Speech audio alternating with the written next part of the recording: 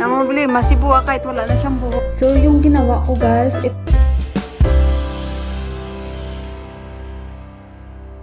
Hello guys! Good morning! Naglalakad na kami ni Juan, 7:47 na.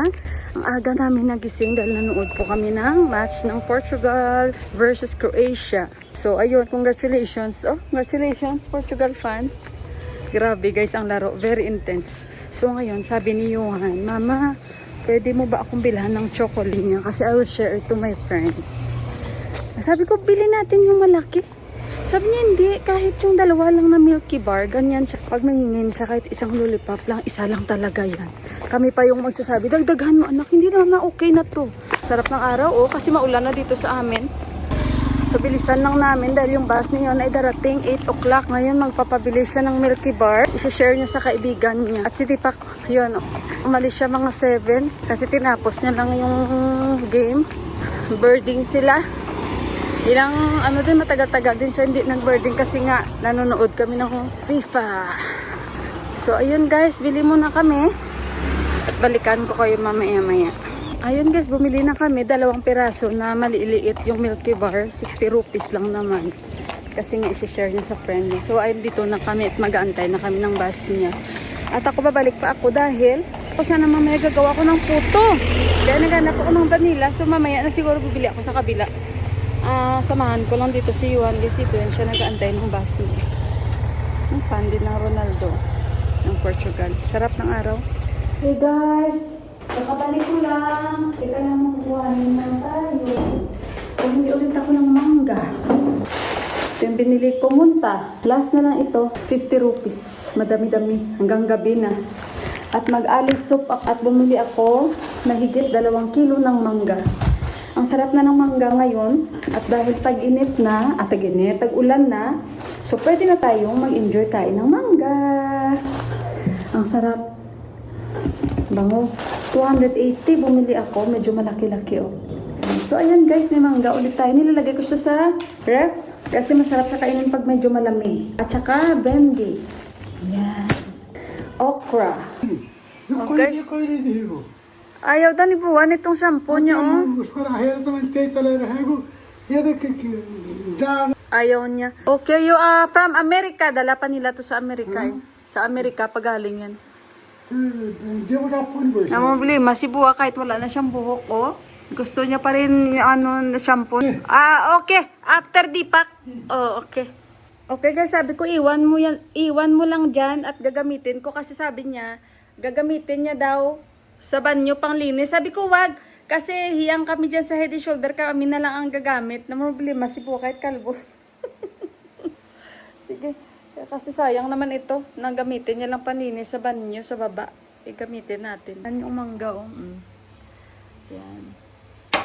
Yung ang natira namin ni Buwa doon sa baba. Hindi naman siya marami kumain. Kaya pag ganyan, nag-slice ako, tinadala ko sa taas.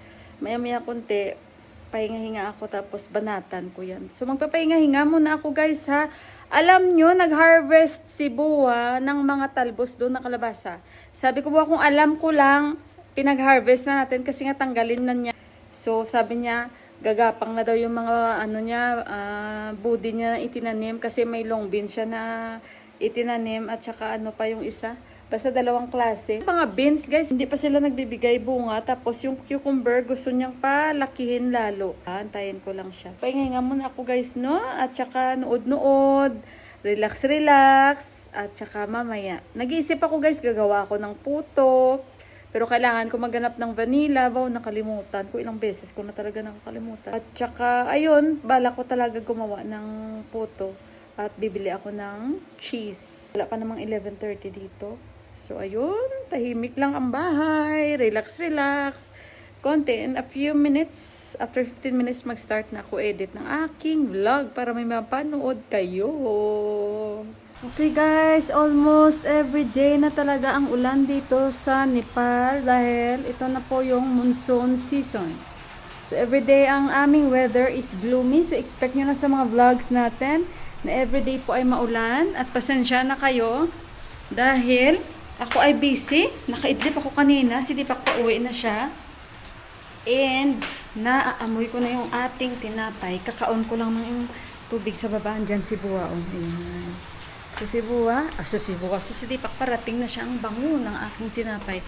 Alam nyo ba guys, gumawa ulit ako. Supposedly, ang gagawin ko ay puto. Pero, since wala po dito sa area namin, ayoko na maglakad doon dahil malayo at ang init kanina. Mabanas ba kahit paglumi siya. So ayan, patapos na guys, oh. Yung ating cheese bread. Alam nyo ba, nilagyan ko siya ng sesame seeds. Kasi guys, para maiba naman siya. So actually, luto na yan kasi mga 20 minutes ata ito. Luto na yan siya guys. So tamang-tama, parating na yung aking anak at gutom na rin yun. And si Dipak, hindi siya nag-snacks, nag-boarding siya, diba? So ngayon, excited ako pakita sa inyo cheese bread. So by the way, yun na nga guys kanina. Tingnan nyo muna guys, oh. Ayan. So, kanina guys, puto sana yung target ko na gagawin kasi nga kakagawa ko lang ng tinapay. Kaso lang guys, wala akong may mabilhan dito sa amin ng vanilla na ano guys, flavor at saka food coloring. So, wala. Nag-decide ako na okay, tinapay na since meron po akong ingredients sa tinapay. Tingnan nyo guys ang ginawa ko. Oh. Yan, malaki na sila. Malaki na talaga sila. Nag-alsa ba? Umalsa na sila. Yan. Ito na yung first batch ko. Ayan, cheese. So, bibigyan ko si Buwa. Dahil si Buwa po ay hindi rin siya nag-snacks. At actually ako din po. Hindi rin po ako nag-snacks. Dahil sabi ko, gagawa ako ng tinapay. Sandali muna guys ha. Hindi nyo siguro ako nakikita guys no. Dito ko lang siya ilagay guys oh. Kasi mainit.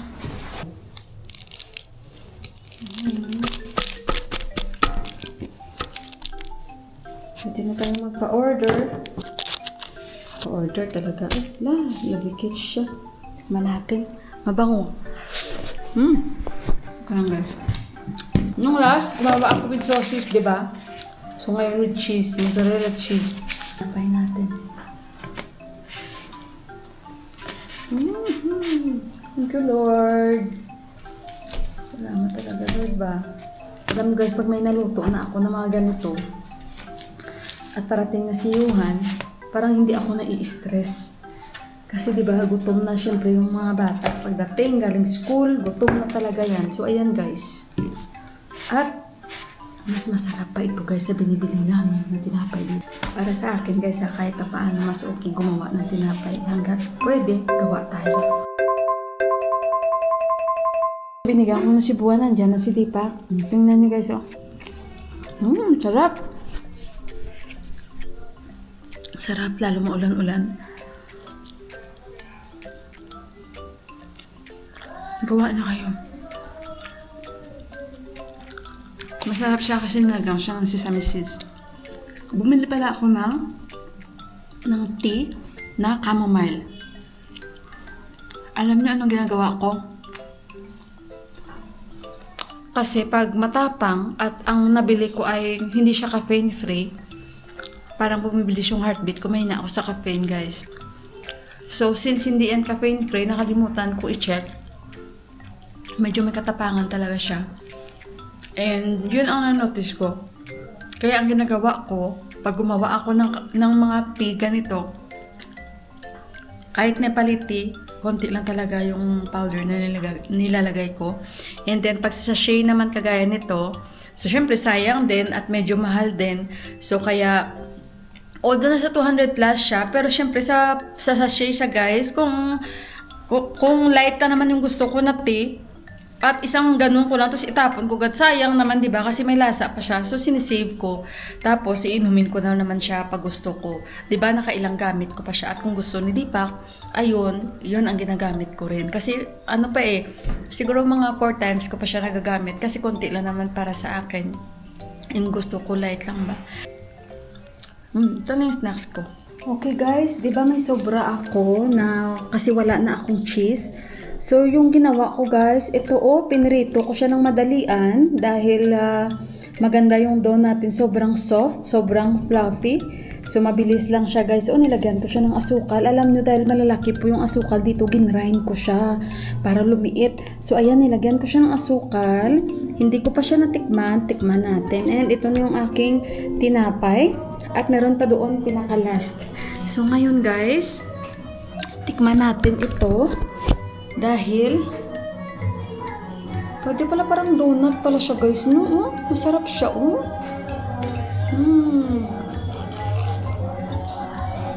Napakabilis ko lang siya pituhin. Harap. Kagandahan is maganda yung dough natin. Andiyan at siyuhan.